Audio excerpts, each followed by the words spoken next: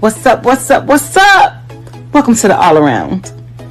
I'm your gracious host, Dr. Anthony. Please tune in on Mondays at 6 p.m. for your entertainment purposes. We will hit current topics, old topics, and everything else in between. Be there or be square. Deuces, my loves.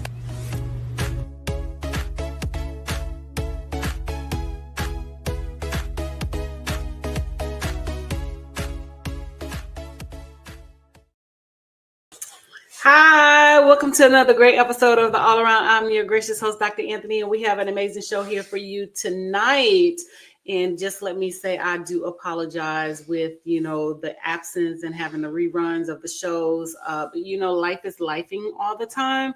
And sometimes it just doesn't work out for me to be, on live. And we have to, rerun the shows. But we're, Mark and I are coming up with a plan so that we can have some updated shows and you guys can, get the heat, get the knowledge, and get the tea.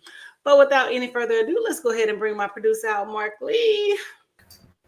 How you doing, beautiful lady? Looking lovely as always and everything. I know you've had a lot. Well, I'm trying to put my lighting together, so it's it's No acting problem. a little funky over here. No, you're doing well and everything like that. I don't know how the weather is where you are, but I know we're dealing with this storm weather, and there's definitely some serious rains that are coming here. I think this is Helene and all along those lines and everything like that. I don't know how you feel about it, but I sometimes wonder, and this is just me being a little bit sarcastic, so I'm gonna throw it out there, and you can tell me what you think. But as far as I know, there has never been a hurricane. Tawana, and there might have been a Hurricane Mark way back when, but I'm thinking about the people like Katrina and Helene and even Bertha and everything, and how they feel when something as rough as a hurricane is what is named after them, and all along those lines. So I don't know if you had any thoughts around this, because like I said, if there was a Hurricane Mark, it was a long time ago, and I've never heard of a Hurricane Tawana, even though we do know that you have a very volatile personality sometimes in a wonderful way and everything. So it could be a Honestly, hurricane. there has never been a hurricane.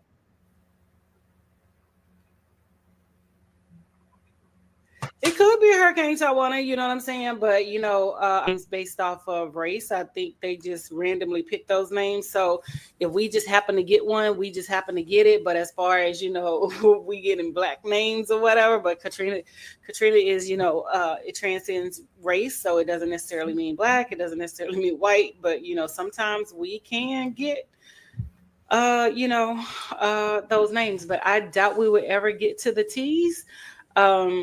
Because hurricane season is about to end. So where are we now? We're at I think what we're at what H letter? because I think this is like Hurricane Okay. Helena or something like that. Yeah. So it never goes towards the end of the alphabet. Not saying that it can't happen or whatever, but I've never seen it go toward the end of the alphabet. So, I'm just, not hoping to get a hurricane named after me, because I would not want Yeah, someone to be in dire need in that capacity and things like that or whatever. So no. well, I agree. So, Well, but speaking of otherwise, something that how are you? I'm doing good. Like I said, I've been missing talking to you and all along those lines, but we actually had some very interesting things. There was a movie shown here at Daytime that you would have enjoyed attending. It was called Blind Faith, the Repairers of the Breach, which is kind of that William Barber organization, and some other Mhm. churches were doing it, but it was really a takedown. And when I say it was a takedown of the moral majority and the Tea Party and some of those organizations that use religion in a negative way. And they even talked about how some of the things that we celebrate, like the Star Spangled Banner, God Bless America, and Mhm. In God We Trust on the dollar, actually came up in the 19th century, even though some of those people will have you believe that it was something that was going on with the founding fathers of this country, but apparently not, because as the moderators put it, some of those people were escaping serious religious persecution and all along those lines. So this is a more modern twist of everything. So we had that, and then we had some tap dancers, both adults, which would have been footnotes, as well as some kids, the North Carolina Youth Tap Ensemble, that were performing on Saturday. And then there's a banjo and biscuits, which will show the roots and even the black roots of bluegrass music and everything. And they did a organizational meeting, or get to know Mhm. some of the organizers, on about 2 weeks ago. And I've got my street festival coming up for Durham next week. So there's a lot of things going on. There have been some health issues, not so much for myself, but since we've last talked, I have learned about the death of a mentor. I think I might have mentioned that on one of our past shows, because I found out kind of surprisingly when I was talking to a mutual friend and all in that space. But Dad, who has had his bypass kind of surgery, is doing quite well, and the doctors are going like, "You are not your average bear, your average 84-year-old," Mhm. because he is recovering quite well and doing well in his recovery. And they're even talking about stepping him off of ICU and maybe putting him in a regular unit in the not too distant future. There was some concerns around blood count and other things, but they do seem to be quite pleased with the recovery that he is making and everything, because the surgery was this past Wednesday, but Mhm. he's already off the ventilator and stuff like that. So that's some of the stuff that's going on in my life. I know you were concerned about your relatives there in Louisiana and some of what they were going on. And when we get to issues, and definitely want to hear what you got going on. But I'd love to hear your take on the debate, because as far as I'm concerned, Trump got handed his ass to him, and I just put it bluntly and everything, because I think that Kamala just kind of demolished him, and I don't think we've done a show since those debates. But I definitely want to hear your take, because I think that she just kind of like schooled him on how to do a debate, because he has no clue. Well, he doesn't have a clue on, debate techniques and debate decorum and things like that or whatever. Um, I feel that, he tries to use bullying and, intimidation tactics in terms of, speaking to people, talking about people, and then trying to, say, that she's incompetent and things like that. But clearly the person that's incompetent is, him. He really doesn't articulate himself very well. He has a poor understanding of the government. He has, poor knowledge of things. And, in that regard, but a lot of people are like, he's a successful businessman, but he's not a successful businessman. Everything that he has touched has pretty much turned to a piece of crap or whatever. He had Trump University, people paying all this money. He had to end up paying the money back. He bought the Taj Hotel in not Ocean City, but Atlantic City, and that went under. So he's notorious for not paying his bills and, things like that. But y'all want to entrust him in, running the country, where he has, like the Supreme Court in his hand, where they can get rid of, like certain protections and things like that. So no, he definitely got his behind handed to him, and he, so-called claiming he won, but you didn't win. All you did was spew lies and things like that or whatever. And then, when she asked if he had a plan, oh, I have concepts of a plan. But you were the one that said on day one that you were going to, fix the economy. You were going to fix this. You were going to fix that. But it's clearly shown that you didn't do anything. You were riding off the coattail of President Obama in that election, and all the successes that the economy saw was from President Obama. It was not from him. So when they were saying that he was very successful, he was not very successful. The success came from, like I said, from President Obama's presidency, not his. And we're still in the remnants of, I'm sorry, my phone was ringing. We're still in the remnants of, recovering from his presidency with the things that Vice President Kamala Harris and President Joe Biden are doing. And so, he's trying to say that, all of the, the inflation and stuff was a result of them. No, it was the result of him, because people fail to realize is that these Republican governors were sending migrant workers who were working the fields, who were, harvesting, food and produce, who were doing the construction. They were sending them out of the country, and then they were sending them in different areas. So we had no people to, harvest the fields. We had no people to do the construction. And so that made inflation rise, and that made, prices hit the roof. But, they're quick to not address that, but trying to say that, this is a result of the Democratic Party, which it is not in that regard. So no, he got his butt handed to him. And it clearly shows that he's incompetent, that he has no clue about anything. He does not care for the American people, and he has little respect for women, and he does not care for women, and he does not want women to be able to have any type of personal autonomy over their own, body and things like that or whatever, which is sad. Because, I don't want anybody who is not experiencing anything that I'm experiencing to make decisions about me and my health and things like that or whatever. That's just a no-go for me. Yeah, I agree. Hey, just really quickly along those same lines, there was another quote unquote attempt on Trump and everything. But I was just reading an article, and apparently the Secret Service acting director Ron Rowe said at a news conference, I guess it was last week and everything, that or earlier today, it could have been last week because they got this press release wrong and everything, but saying that they were several hundred of yards ahead of Trump on Sunday when he spotted a gun barrel poking out from the tree line near the 6th green. And apparently this guy that was the gunman had been laying down in the weeds waiting to fire off a shot, which he never fired off a shot and everything. But don't they supposed to have people walking the grounds if it's somebody like that and everything? So how do you miss somebody laying in the ground for 12 hours? And seems to me that that's a bad plan on Mr. Roos's plan as well, the person that apparently tried this thing. But I'm going like, you're going to lay down in the ground for 12 hours, almost a half a day, and nobody's going to notice you? I think there's supposed to be some sort of security in some of these places, including a private golf course, but I've never owned a private golf course. I think I've been on one maybe in my life or twice, but not a lot and everything. But my understanding is there's supposed to be security there, so I don't get it. But the thing is, it's also coincidental. You know, every time his poll numbers dip, he gets another assassination attempt on his life. You know what I'm saying? So honestly, I think it's all fake and they're staging it because, like you said, there is no possible way that, you know, somebody's going to be out there for 12 hours just laying in the bushes and things like that or whatever, and you not know that that person is there.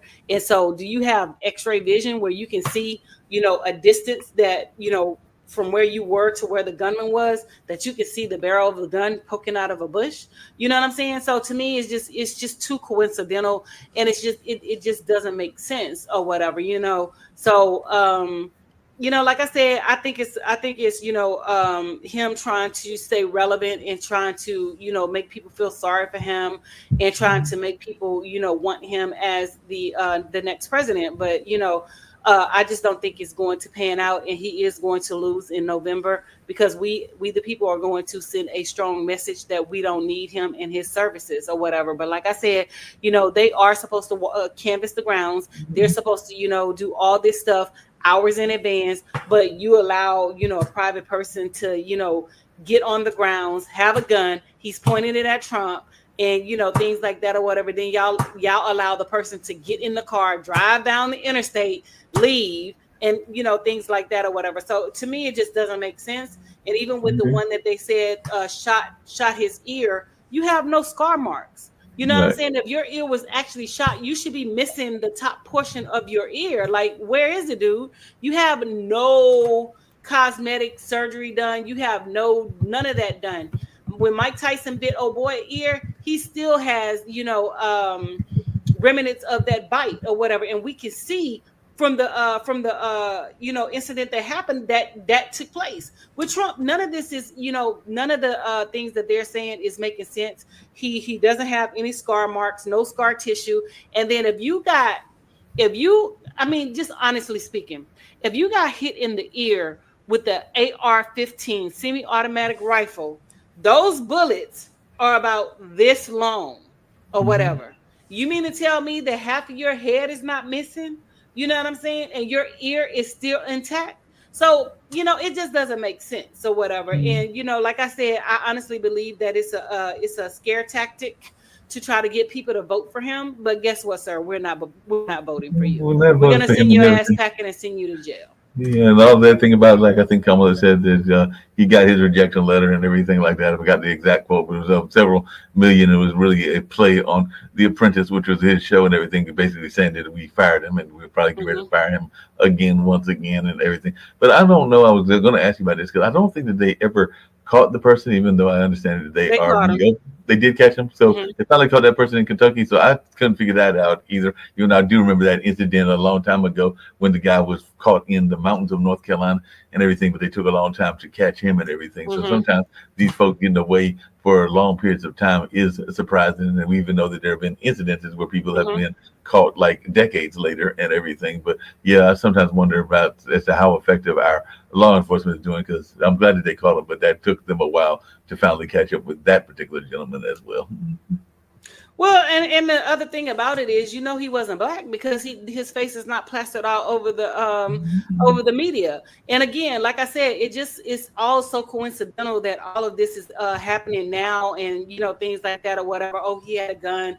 They spotted the gun. No shots were fired, and things like that or whatever. And then even with the first one, how it just like magically disappeared off the TV with the with the news and stuff like that or whatever, because whenever we have like mass shootings and attacks and bombings and things, this stuff is matriculated through the media 24/7, consistently around the clock for days, weeks, months, and things like that or whatever. This is not happening with Trump. So I know that it doesn't feel right, and I know that it's not right or whatever. So I just feel in my heart of hearts that all of this is staged, and trying to get him into the presidency, trying to save his ass. But no, sir, we're sending you to jail.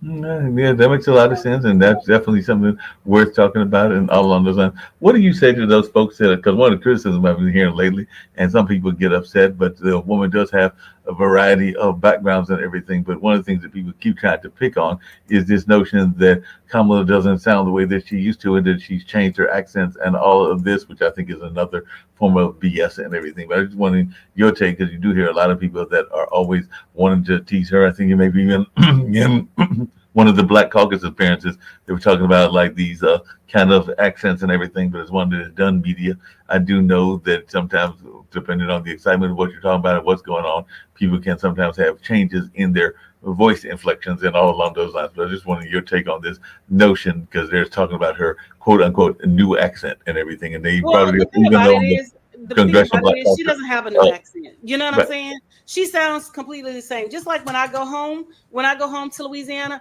my Louisiana accent is so prevalent and things like that when I come back. So you would know that I have gone home to Louisiana because I sound like, I have been in the South and things like Right. that or whatever. I don't sound like I'm from here, but you can tell my accent when I go home and come back when I have spent significant time. And to be honest with you, I think they're just reaching, and depending on the microphone and the system or whatever, your voice will fluctuate. You will Right. sound different, and depending on if you're a nasal, because I know some of the times when I'm on here, I've apologized because I'm nasal, I'm congested, and I don't sound the same. So to be honest with you, I think they're just reaching and things like that or whatever. And the thing about it is, what accent? She's never really spoken with an accent. She has always Right. spoken clear, direct English when she has articulated herself. So there was no accent. And she was never raised in her mother's home country. She was never raised in her father's home country. So therefore, there's no accent. She speaks with an American accent.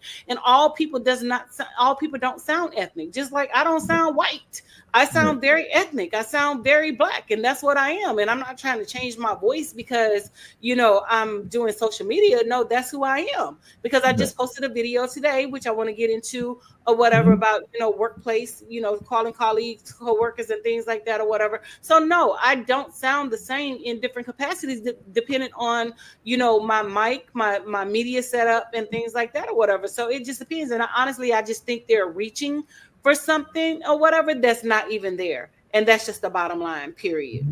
No, I agree with you. They're reaching. Speaking of reaching, and then I know you got some things you want to get off your shoulders and mind as well. But there is a basketball player that apparently, even though he was part of the iconic institution and everything, is wondering how can you not miss me and everything. So as when he was failed to be recognized at Madison Square Garden, and he sounded off in that because we're talking about Patrick Ewing. He said everybody in this building should know who the hell I am, and I kind of agree with him on that, because the New York Knicks, once among the top most storied franchises in NBA history, lost their prominence after failing to advance past the second round for nearly 2 decades. But definitely he went by there, and apparently got a run-in recently and all in that space, even after having retired from the league as the Knicks all-time leading scorer and being a coach for, or an assistant for, a number of franchises, but apparently including the coach at Georgetown and everything. But apparently the folks there in Madison Square Garden couldn't figure out who this big man that's about 7 feet tall is and everything. But I sometimes wonder about that, when they cannot recognize somebody, and particularly somebody that was a core, because even the Big East, where he coached at when he was at Georgetown, played some of their games at Madison Square Garden. So how do you manage to miss him? And there was another incident sometime back with Charles Oakley, who was ejected from, I believe, that same arena or one of those arenas and everything. So I'm trying to figure out how these guards are getting paid these decent sized money, maybe not athlete money, but still, you're supposed to know who some of the stars are from your area and everything. So I just wanted your take on this because I heard that they were Not necessarily. I mean, okay. people feel this sense of entitlement, like, oh, I did this and I did that, and you supposed to know who I am. I don't supposed to know who you are. You know what I'm saying? If I'm not, if I'm not in that era or whatever, because remember, we're older generation, so quite Right. naturally we know who they are. But you have to look at the people who are inside those arenas at this point. We have the millennials, we have Mhm. younger children, we have people in between those ages and things like that or whatever. So no, not everybody is going to know your history. Not everybody is going to know who you are. Not everybody is going to know, that you coached at Georgetown and, things like that. Not everybody, has that experience. And, it just baffles me that, people has this sense of entitlement that, oh, you supposed to know who I am. No, I'm not. I don't care who you are. You know what I'm saying? But it's just a sense of entitlement. That's just like this lady. She was a model or whatever, and she went to the Met Gala and she felt some type of way because no one knew who she was. But okay, if people are not in that arena and they don't support those venues that you are frequenting, and they don't, they're not into models and things like that. Not saying that the Met Gala is not, but they wouldn't know who you are. She felt some kind of way and she didn't want to do the Met Gala anymore. But sweetheart, we don't know who you are. If you're not a brand name like Kylie Jenner or what's her name, sister name that models, Kendall Jenner, Tyra Banks, Naomi Campbell, those brand names or whatever, we don't know who you are. You may be a successful model. You could have been a very successful basketball player, but you have to look at the generation of folks that are in those arenas at this point. They probably don't know who you are. You know what I'm Yeah. saying? Because, like I said, we are of the older generation. Mhm. So quite naturally, we grew up watching Patrick Ewing.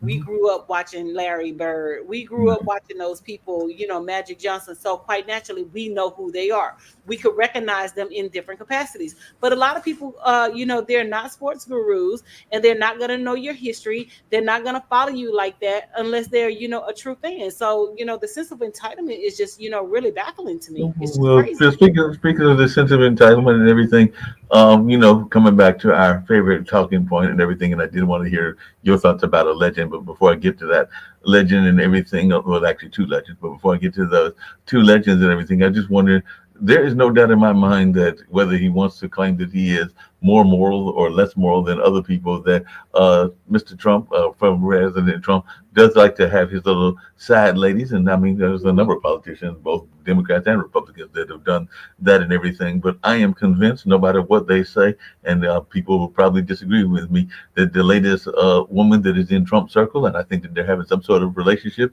is Miss Loomer and everything. But they would swear that they're just good friends, and that even though she's a conspiracy theorist and one of those white conspiracy theorists, that there is nothing going on. But you don't take your wife to some of these events, but you're going to fly Miss Loomer on there to these events, but there's not supposed to be any sort of hanky panky going on. But what's your take on that? Honestly, I really don't care if he has whatever going on because clearly these white folks changed the narrative and changed the criteria for whomever they wanted. Because let President Obama had an extramarital affair, they would have persecuted him and they never would have put him in office and things like that. But this man has cheated. He's a known cheater. He's a known misogynistic pig and things like that or whatever, and they don't care.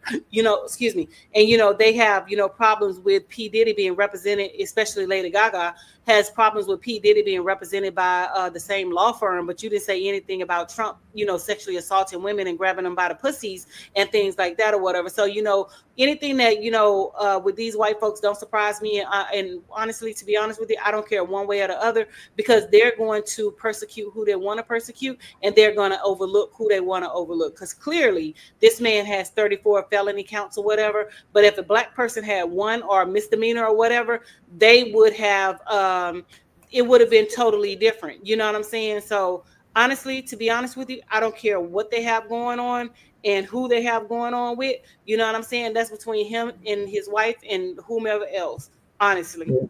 Well, but speaking of who's got stuff going on, apparently there is a new video that is resurfaced about one of our candidates, meaning one of the candidates from North Carolina and everything, but in a newly unearthed video from 2022, so we're not talking that long ago, North Carolina Lieutenant Governor Mark Robinson scoffs at the idea that young women should have access to birth control and repeatedly waving his hand near his groin said they just need to get this under control. So this was doing an appearance at the Hilltop Baptist Church in Thomasville, North Carolina, and everything. And definitely, I know he's had this notion of 0 weeks for abortion and a number of other things, and he's definitely taken aim at programs that provide sexual education and birth control for young women. So right now he's losing, and hopefully he will continue to lose, because I definitely think he has got some serious issues around sexism and homophobia and other things out there. But just your take on this idiot that we are running down here in North Carolina. And yes, for those that are wondering, I did say that word idiot, because as far as I'm concerned, that's what he is. Mm-hmm. Oh, definitely. You know what I'm saying? But the thing about it is you talk about, you want to be pro-life and you want to be pro this and you want to be pro that or whatever. But then, when women are talking about, birth control pills are used for more than just controlling, reproduction or whatever. It helps women with, like hormone problems and, other issues and things like that. So that's why it's real key that people who do not have these symptoms and are not suffering from these things are not the ones in positions of power, because they don't understand how, a woman body works, and they don't understand how, having the proper medical care and the proper procedures done is, affecting a woman's life. It's affecting everything about, the female and, things like that or whatever. So it's real important that we get these people who think that women can't make decisions about their bodies out of office and things like that or whatever, because it's just, flat out insane that they're trying to come for women and tell them what they can and cannot do with their bodies. Because my thing is, if they're making determinations about our bodies, then we should make determinations about theirs. So when they are, having these inappropriate thoughts and get caught of having these inappropriate thoughts and these inappropriate urges, we should castrate them. We should automatically give them vasectomies when they receive a certain age. If they're not taking care of their children, we should automatically give them vasectomies to stop them from having children. But I bet that the conversations in the paradigm of everything would shift in if we get on the bandwagon and say that we need to make decisions regarding men reproductive, body parts and private body parts and things like that or whatever. Then, everybody will try to come to the table. Oh, well, you're not a man. You can't make that decision. Well, hell, you ain't no goddamn woman. So you shouldn't be making a decision about a woman and what she has going on, period.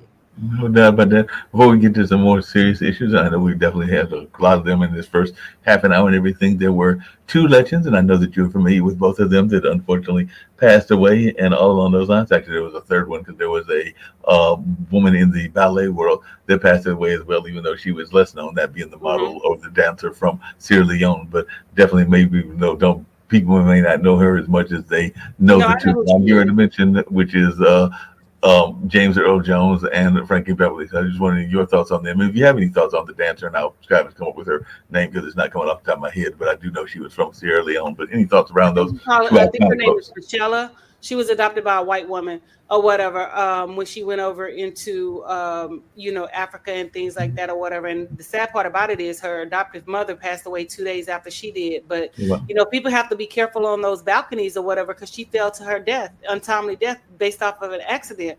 So, I do feel bad for her and things like that. And I feel bad for her family. But, people just got to be careful with, doing these extreme pictures and extreme sports and things like that or whatever. So, my thing is to each his own. If you want that adrenaline rush and you want that, you have to suffer the consequences. And I hate that happened to her or whatever. But, it was just tragic. And it was unfortunate that she, was out there and fell to her death over, I think trying to take pictures and things like that. As far as James Earl Jones is concerned, and Frankie Beverly, we have to understand that we are living in tumultuous times, and these people, we had them when we grew up. So, we're now becoming the senior citizens. So, we're pre-senior citizens, and we're about to become the senior citizens. And, our older generation, I thank God for letting us have them as long as we had them or whatever, but they're dying off. And we have to, prepare ourselves for that or whatever. And, I just thank God that we were blessed to to keep them for, 94 years and 77 to 80 years. And, we were blessed with their, artistry and the things that they brought to, the cinema and cinematic, talents and things like that or whatever. But our older generation is getting older, and we have to realize that, and we have to respect that. And that's just the bottom line, even with our parents and, family members or whatever. They're not going to be around forever. They're going to expire. I tell my son that all the time, which is, my nephew or whatever, but I call him my son because I raised him, that, I put things in place to make sure that he's going to be okay, because I'm not going to be here all the time. I'm not going to be here forever. And you got to be able to handle your business, as a man, and, things like that or whatever. So, just teaching and preparing them or whatever, because that, death is inevitable. That's something that we can't fight and things like that. Is it unfortunate? Yes. Do the human side of us, have questions about, when people die? Yes. But the spiritual side understands that, there's a time that, your sun rises, and then there's a time when your sun sets. And unfortunately, our elders, their sun is setting, and they're going into, transition into, the elderly state and things like that or whatever, and they're passing on and going to the next life. And No doubt about that. No doubt about that. The ranks. Yeah. No doubt about that. With two things that you said really touched home in the one, and one I got to mention another one because we lost, I believe it was yesterday, another legend. His brother was definitely more known than he, and his sister, but Tito Jackson has also joined that ranks of the ancestors and all along those lines. I actually had the pleasure of seeing him perform here, meaning the Hayti Heritage Center, about 6 years ago, because it would have been about 2018 or something. It was part of our Bull Durham Blues Festival, so it was before the pandemic, and ironically, he was performing with the B.B. King Band and all along those lines, because this was after B.B. had passed and everything. But definitely it was good to see him, and he definitely gave a great show and everything. But what was resonating with what you said is that I told you that Dad had his surgery, and it definitely has gone well in the recovery and everything. But they get a get together, he and his lady love, at her house and everything on Sunday that I went to. And one of the things that Dad said, because we all spoke about, him going into surgery and wanting him to recover as quickly as he could and everything. But he said something similar to what you just said, which is that we know that we are all here for a finite time and all along those lines. So while he was going in with a positive attitude and is definitely doing well, as I've said several times on this show and other shows, he also looked at me, and he also looked, I believe, more at his grandkids, my nephews, and basically was not admonishing them, but telling them that if they had things that there were things that he knew that they wanted to do, and that we were going to do those things, that we needed to work on getting them done now versus trying to procrastinate on them, because nobody knows how much longer we're going to be here on this planet. It's kind of his notion that if you're going to do some of these projects that we want to work on together, let's not just talk about it, but let's do it, because we don't know how long we've got here on this planet. Oh no, and that's one of the things that I tell my mom, because anytime I give her something nice, she's like, "Oh, I'm gonna save it." I'm like, "No, use it." You know what I'm saying? Don't save anything, because we, life is not promised. We don't know how long we're going to be here. I could expire tomorrow. You could expire tomorrow, and other people are going to be using your stuff, whereas you saved it, and things like that or whatever. So we have, although we do prepare for the future, but we have to live for the here and now. And again, you mentioned Tito Jackson or whatever. Again, these are our older generation. He was 77 when he passed away. And remember, we grew up with these people.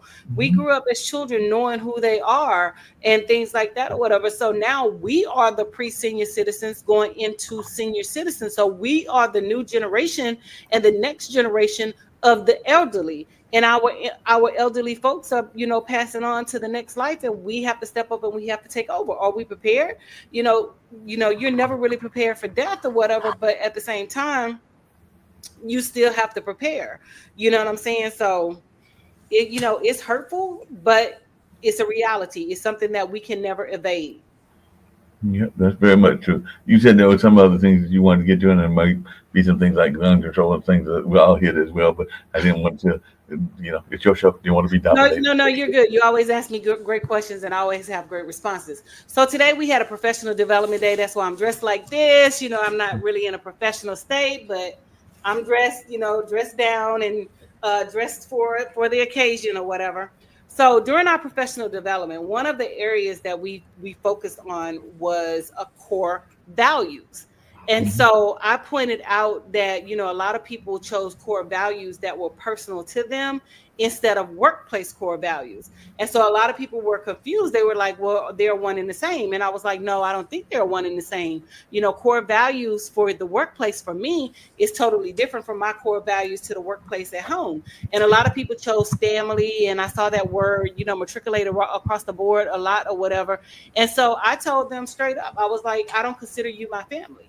We work together. I'm cordial. I'm nice. I can hang out with you. I can speak to you. I can do all those things, but you're not my family.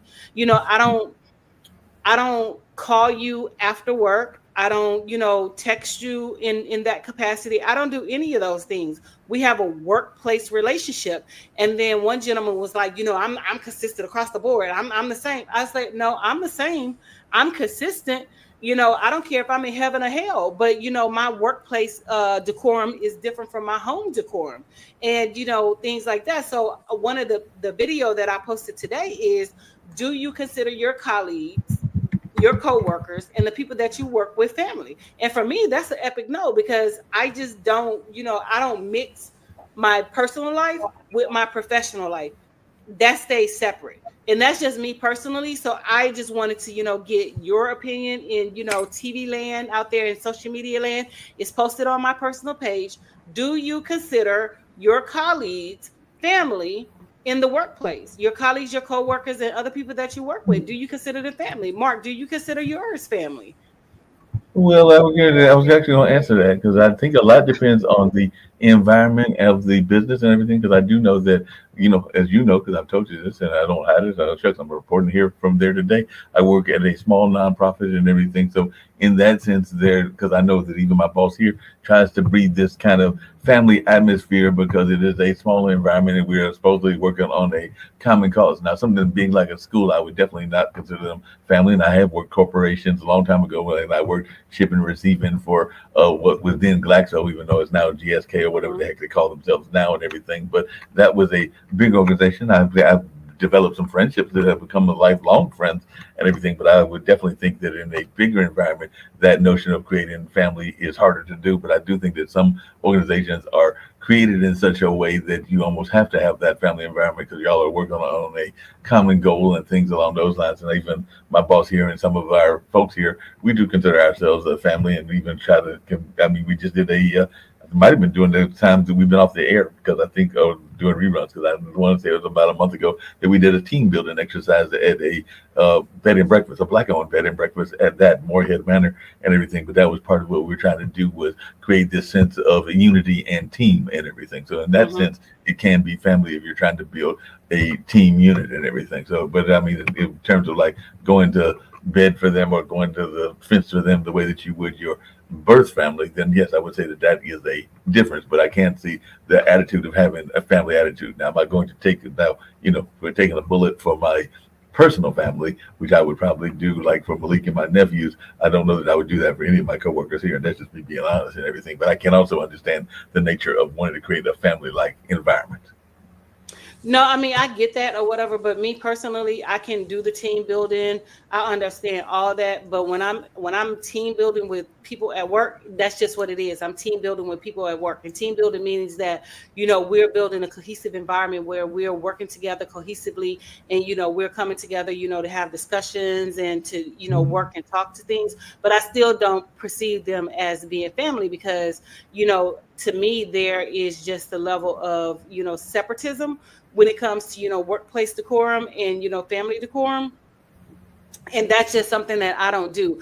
I don't cross the boundary lines when it comes to my personal life and to my professional life because I have known that people go back and they try to use things against you in your professional life that they find out about you in your personal life. So my personal life stays separate. Even my social media, I give you a part of me on social media. I give you my social media life, but you don't know my personal private life. So my social media character, but you don't know any other part of me. And like I was telling the people at work, there's levels to all of us or whatever. I'm consistent.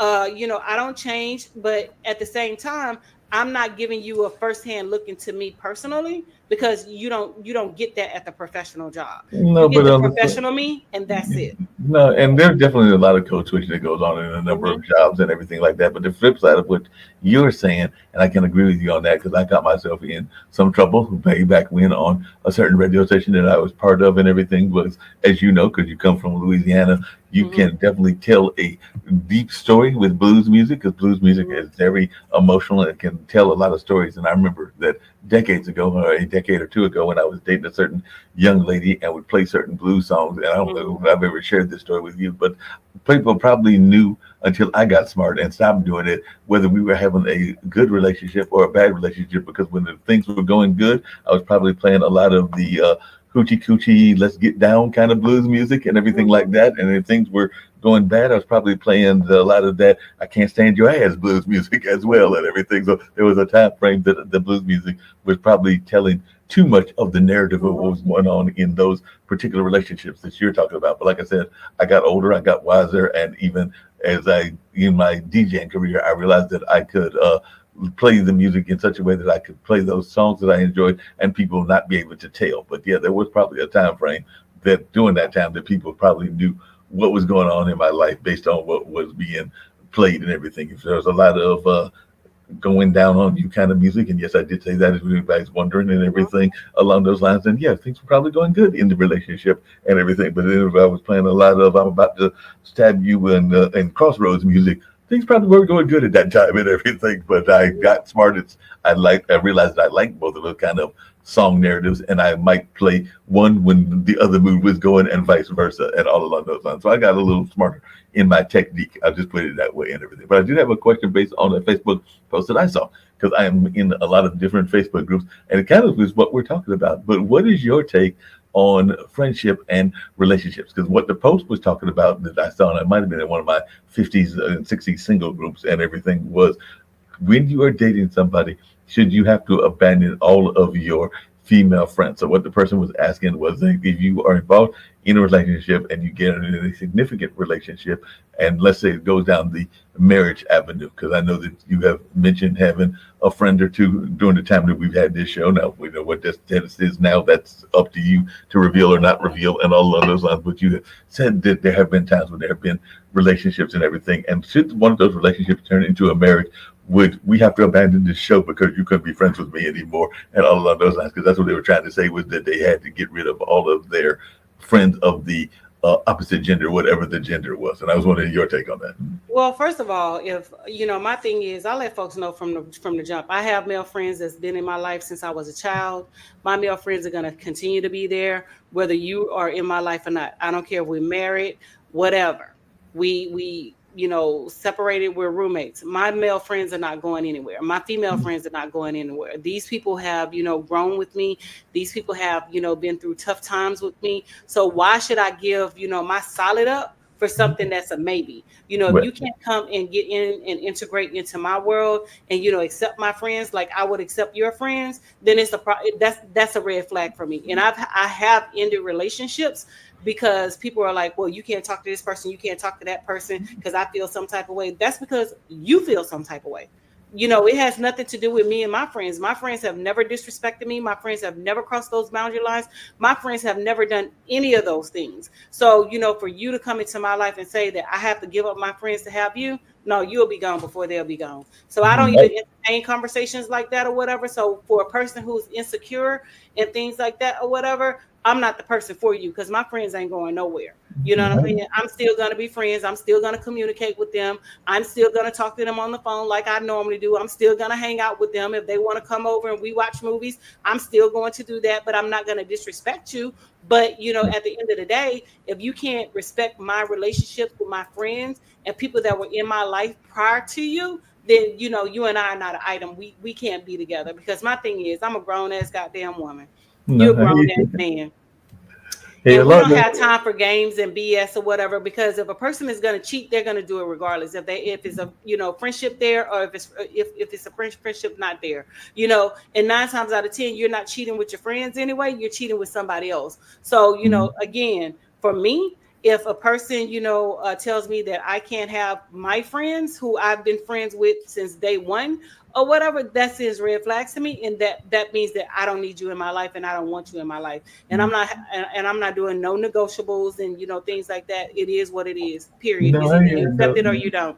no, I hear what you're saying, but the two things that I'd be curious to hear your thoughts around this and everything. I do sometimes think that in relationships, particularly with men and women, folks get too caught up in the romance of relationships, and they automatically are ready to become committed in the relationship way before it is time for the commitment. Because definitely heard people, and I've even been guilty of it, that are talking about that being their king or queen in their life, and they're just now getting to know the person, so they haven't even really had a chance to develop those kind of feelings, and in some cases, they might not have even had the intimacy and the mind intimacy, because to me that's totally separate than the physical intimacy and everything. But I just wonder, do you think that because of the instant nature of society that we have gotten too quick to people to automatically want to fall in love quickly or to fall in like quickly and all along those lines? Because I do see a number of people, and I know even in my life I've been guilty of it, that are ready to have likeness or friendship go to the love standpoint. And I sometimes wonder, maybe you're rushing it too fast. But you're a teacher, and that you probably even have to have that conversation with some of your high school kids. So what is your take on that? Honestly, I don't have those conversations with my high school kids because their personal relationships has nothing to do with me. I strictly, have conversations about academia, and now that I'm SGA, about SGA, or what's going on inside of the school. Personal conversations, you're referred to the counselor. But as far as adult conversations are concerned, who am I to tell you that you can't love a person the first time you see them? You know what I'm saying? I can't say that you can't love that person and you don't want to be with that person.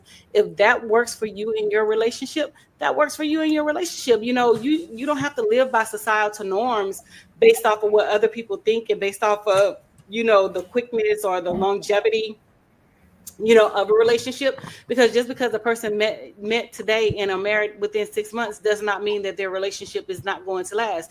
Because there are relationships where people have met one day and they're married 2 to 3 months later, and they are in their 20th and 30th year of marriage, whereas you've been in longer relationships in 3, 4, 5 years, and you waited to get married, and your relationship ends in divorce within 2 years. So longevity in that sense does not have, it does not really weigh in on the positivity or the negativity of like a relationship or whatever. It depends on the two people. Marriage is hard work. We already know that marriage is hard work, and if you want to put that work into being married and staying married, then I say go for it. You know what I'm saying? Marriage is not for everybody. Everybody doesn't want to be married. Everybody doesn't want to be in a relationship. You have to know who you are as a person and what you want, and you have to be clear of who you are as a person and what you want, and set those standards from day one. My thing is, don't lie to a person and tell them, oh, I want this, I want that, and then you have this person believing that's what you want, and then years later, then you come back and be like, well, I never wanted that from the jump, but this is what you said, this is what you communicated. You know what I'm saying? Just keep it 100, just keep it real, and it won't be no fallout. People respect you more when you dive in and go all gung ho, instead of you just playing games and lying about what you want, lying about your feelings and things like that. Because I'm like, be upfront with me. No, for your Don't play games with me. Be upfront. no, Let me know no. from jump. Let me know what I'm dealing with, so I'll know how to handle myself, and I'll know, give me a choice, but But don't see make the a decision thing, for me. yeah, but see Yes. the thing up front and all along those lines, because I've actually run into this at least once or twice. It's not something that I regularly run into, because I don't usually go for the bad girl type and all along those lines. But I was just wondering, but I do have some friends that have gone for the bad guy type and everything among my lady friends and everything. What is your take? Because there are some people that get excitement over this notion of somebody that has been in the system, and we do know that the system can be corrupt, and there can be reasons that people went into the system that might not even be always their fault and everything. But what is your notion, even in your own life, as to whether that is a hard no, or whether that is something that it depends on the situation? You got to look at the situation individually and all along those lines, or do you pretty much rule out anybody that has been through the system, meaning the penal system and all along those lines? So what is your take on that? Because like I said, I've dealt with this a couple of times, but not the last couple of times were more recent. But just because as you get older, you find more things that are happening in your life, but everything like that. I just wanted your take on that notion of people having made mistakes, and whether that's something that you could handle, or is that just a hard no? I mean, to each his own, you know what I'm saying? Speaking for me personally, if a person, regardless if you made a mistake or not, you go into the system, I'll let you know right up front. I'm not writing to you. I'm not sending you no money. I'm not doing any of that stuff because you had a choice at the end of the day. You know Yeah. what I'm saying? Now, after you have committed your, time and paid your debt to society, that's something different or whatever. But, like I said, to each his own. Is whatever you want, in terms of relationships and in terms of, your goals and, things like that, because everybody is not compatible. Everybody's not equally yoked and stuff like that or whatever. But I know for me, that's not what I'm looking for or whatever. But, I'm not, totally against it because you never know who God is going to put in your path and who God is Right. going to put in your life and things like that or whatever. But like I said, if we're already in a relationship and you're doing dumb shit and you get arrested and you go to the pen, you can consider that relationship over because I'm not doing any of that stuff. You're not calling me collect. You're not, I'm not putting money on your books. I'm not doing any of that stuff because you had a choice to be an adult and to make adult decisions without doing anything illegally. And like I No, said, if we have met and this is something that's in your past and you're upfront about it and things like that, give me the option to say, yeah, I want to continue with this, or no, I don't want to continue with this or whatever, you know what I'm saying? But like I said, some people, like the bad guy type or whatever. They like that persona. They like, guys who have been incarcerated and things like that or whatever. But that's just not who I am, and that's just not, what I want or whatever. But again, when you're going through life, you change, you grow up, and then your wants and your needs and your standards change. And I think that's just where I am. My wants, my needs, and standards has changed or whatever. So that's not something that I want to deal with, and that's not something that I want to be around or whatever. But like I no, said, to each his own. Whatever teacher you only like is like what you that. like, and things like that or whatever. And I No, and I can't agree tell with you what yeah, and I they agree with what you like. just said. I agree with what you just said because if they are doing dumb stuff now, meaning getting themselves caught up in that stuff now, then yeah, they are totally like you. They are totally off my list and everything. Now I've had some friends, including some male friends that are buddies because I don't dance that way and everything that have definitely had some bad things in their life and they have corrected their life. So Mhm. I can see that, and I one of them actually is one of our major motivational speakers, and he is married, and his wife is a motivational speaker and a religious person, and they are a wonderful couple and probably will be together 25, 30 years, if not longer, because they've had kids together. But he acknowledges the mistake he made, and I can't remember whether it was an assault or whether he may have even taken a person's life and everything. But he acknowledges that as part of his past and Mhm. doesn't do anything currently. If anything, he's trying to get people out of that lifestyle. So that's Mhm. what I'm saying. That if they are made some changes in their life or if they acknowledge the mistakes that they made, or even in some cases the court system can jam people up as well, then that is a whole other matter. So I can give some people some little bit of leeway if I understand the story of what's going on. But I'm also with you that I am not going to deal with a person that is currently in that environment and is doing dumb stuff in this environment now. But yeah, they got caught up in something stupid. Maybe they even took somebody out because they were being assaulted and everything. Then I can maybe give them a little bit of more leeway than I would others. Mhm. Yeah, but that's And again, like I said, people like who they like. They fall in love with who they want to fall in love with. But that's just not something that I want to be engaged with or whatever. So I'm choosing different. And if I have to be alone for the rest of my life or whatever, then so be it. That's just the way it is. But I'm not going to drop my standards just because you flying into my DMs or you sliding into my inbox or you on my Facebook or you sending me text messages and things like that. I don't care if I'm single from here until the world ends. That's what I choose to do, and that doesn't mean that I want to be engaged with you or anybody else. And that's just the bottom line. But again, like I said, my social media persona is my social media persona. So you cannot say that what I post on my page on a daily basis has any direct link to me. If I post something on my page, it's because I think other people will get benefit out of it and things like that. And I've noticed that even when I post things about being single or whatever, referring to single women and things of that nature or whatever, I'm getting a lot of oh, do you need to talk, or I'm here for you, or I've been trying to date you for so long. I don't care what you've been trying to do. That has nothing to do with me. I'm just posting. It's social media, and that's exactly what it is. So like I said before, to each its own. And whatever you decide to do is what you decide to do, because your likes and your tastes are not mine. My standards may be, well, I know my standards are different from what you want and things like that or whatever, and they're not going to be reflective of you. Yeah, that makes sense. The last thing I was going to get to, just really quickly, what is your take on, because everybody's excited because I guess Caitlin broke these records, and unfortunately Angel got hurt, and I don't think Angel's team is going to make the playoffs, even though they may get a better pick next time, and maybe even have a stronger chance of making it. But I do think that the team, the Fever, the team that Caitlin is part of, will make it, but I don't think that they'll go personally far in the playoffs, even if they make it. Maybe they'll get past the first round, but I think they might even get eliminated in the first round. But what is your take on what's going on with the WNBA in this 5 minutes that we've got left and everything? So I just know your thoughts, because that's been another thing that people have been talking quite a bit about, is what's going on with the WNBA.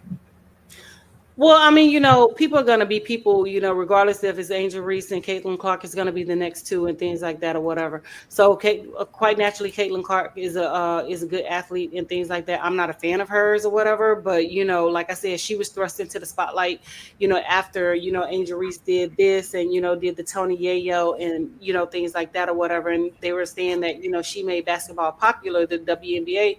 But I've been going to the WNBA games long before Caitlin Clark became drafted by a WNBA team or whatever. So if she makes it to, rookie of the year, more power to her. I hate my girl got injured and she's out of the running and things like that or whatever, but she'll come back stronger. She proved her point. She proved that she's a great player and that she can handle her business and things like that or whatever. So it's nothing left to be said.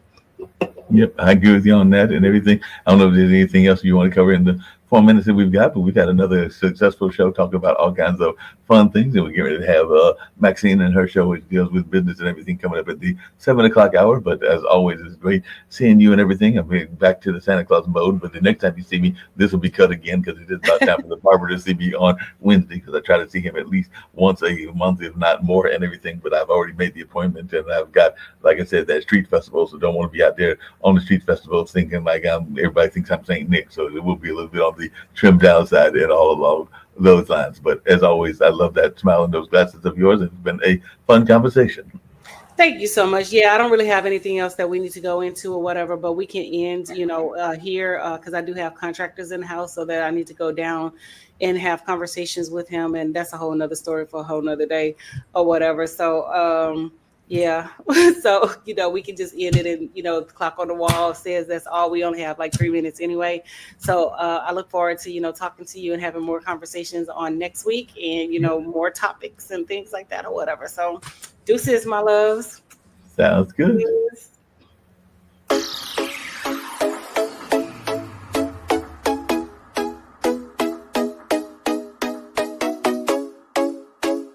What's up? What's up? What's up? Welcome to the All Around. I'm your gracious host, Dr. Anthony. Please tune in on Mondays at 6 p.m. for your entertainment purposes. We will hit current topics, old topics, and everything else in between. Be there or be square. Deuces, my loves.